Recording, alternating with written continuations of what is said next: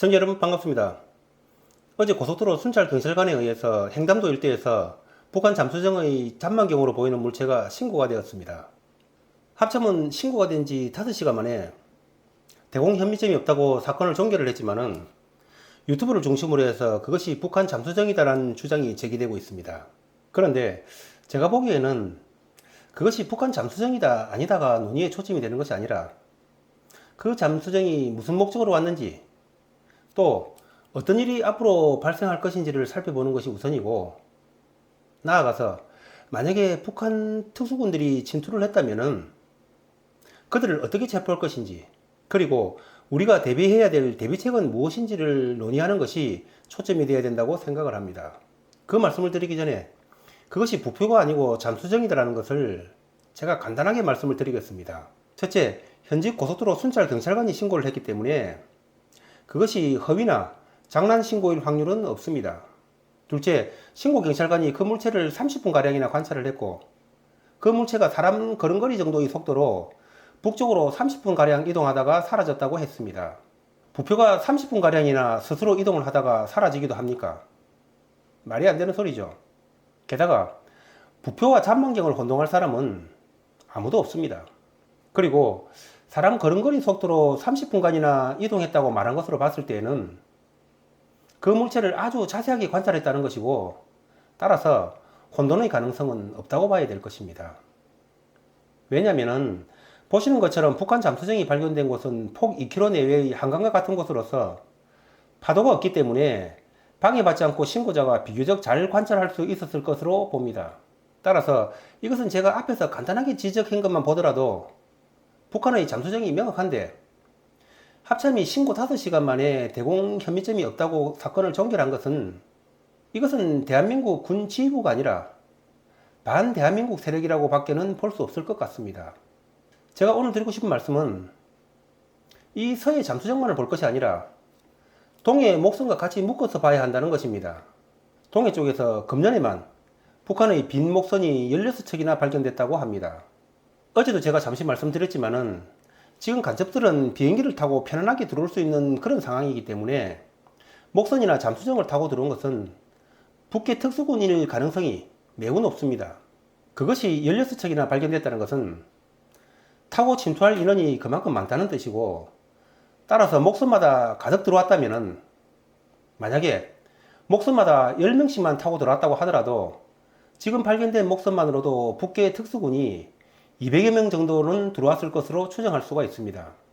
이거 뭐 지금 동서해가 난리도 아닙니다. 북해 특수군들이 동서해에서 바글바글 할 것 같습니다.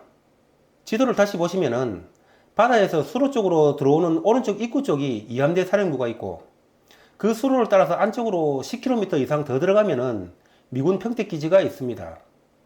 잠수정이 발견된 곳이 이함대를 지나서 안쪽으로 조금 더 들어가서 동그라미로 표시된 지점입니다. 합참은 수심이 얕아서 이 지역으로 북한 잠수정이 침투하기는 어렵다고 말을 하지만은 그것은 참 바보 같은 소리입니다.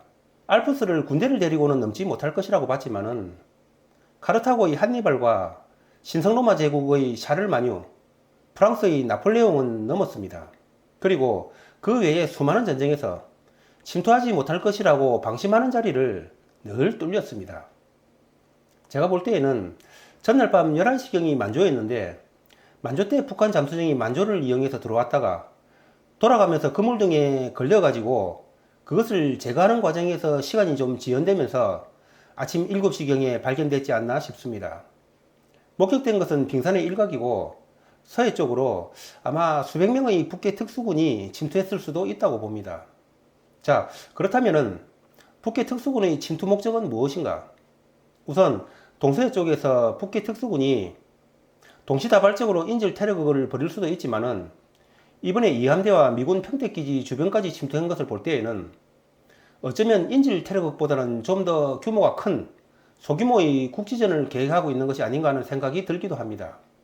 이함대 주변으로 북해 특수군이 왔다는 것은 이함대를 무력화시키겠다는 의도로 봐야 되고, 그렇다면은 이함대 사령관을 비롯해서 이함대 지휘 라인의 거주지 주소를 파악하고 있다가 동시에 이함대 지휘 라인을 감금 또는 사살해 버린다면은 이함대는 순식간에 일순간 마비가 되어버릴 것입니다. 이때 공기부영정 등을 이용해서 인천국제공항 등 서해안 일부를 점령할 수도 있을 것입니다. 그런 일이 안 일어나야 되겠지만은 지금 돌아가는 분위기를 본다면은 편안하게 있을 수만은 없는 상황입니다. 그렇다면은 침투한 북해 특수군을 어떻게 체포해야 되는가?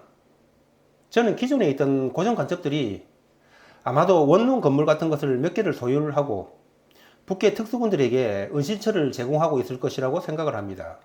이들은 주민등록을 신고해 놓고 있지 않을 것이기 때문에 제가 만약에 국방장관이라면 평택과 강원도 일원의 원룸 중에서 전입세대 열람을 해서 전입신고가 아주 작게 된 원룸 중에서 사람이 많이 거주하고 있는 원룸을 중심으로 해서, 즉 전입신고가 되어 있지 않은데 사람이 살고 있는 곳을 밤에 일제 검문 검색을 실시를 해버릴 것입니다. 그렇게 된다면은 아마도 많은 북해 특수군이 체포가 되리라고 생각을 합니다. 그런데 반대한민국 세력들이 그런 일을 할 일은 없습니다. 결국 위험지역에 있는 각 개인들이 각자 나름 대비를 해야 되지 않나 싶습니다. 따라서 8월 이후에는 영화관이나 클럽, 그리고 찜질방처럼 사람이 많이 모이면서도 출입구가 제한적인 곳은 가급적이면은 출입을 삼가하는 것이 좋겠지 않겠는가 개인적으로 생각을 합니다. 나라가 어수선하니까 정부가 해야 될 일을 개인들이 이렇게 걱정을 하고 대비를 해야 되는 그런 개탄스러운 상황이 되어버렸다는 말씀을 드리면서 오늘 방송을 마치겠습니다. 감사합니다.